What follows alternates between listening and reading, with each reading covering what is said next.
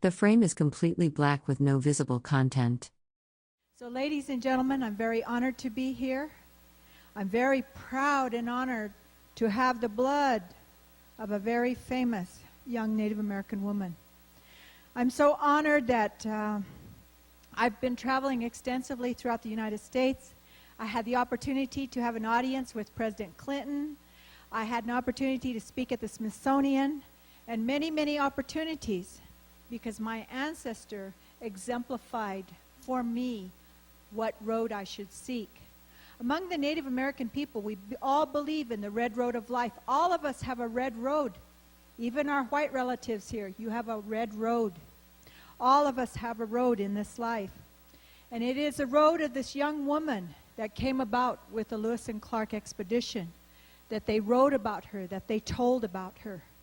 And it is through her that we, the Lemhi, Shoshone, the Aha Dika people, are known about today, through that young woman. You know, first thing I want to share with you, the Shoshone people historically encompassed a large part of the United States. We were a large nation, and if you can imagine Europe. Europe is a European nation, right? And what kind of tribes would we find in Europe?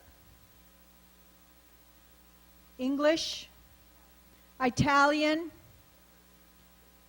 Norwegian, all different kinds of tribes, right, that we would find over there in the European nation. Well, the Shoshones were a great big nation historically, and they're also composed of many tribes. You have the Tuki Dika, you have the Aha Dika, you have the Pengui Dika, you have the Sihuoki, you have the Yambai Dika. And if you notice, we're all identified with the Dika. Dika is what we are identified by the primary food sources in the area that we lived in. And Sacagawea's people came from the Aha Dika. Can everyone try that? Aha Dika. Let's try that again. Aha Dika.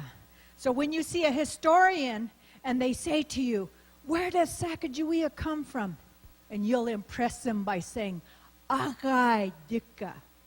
She was part of the salmon eater people.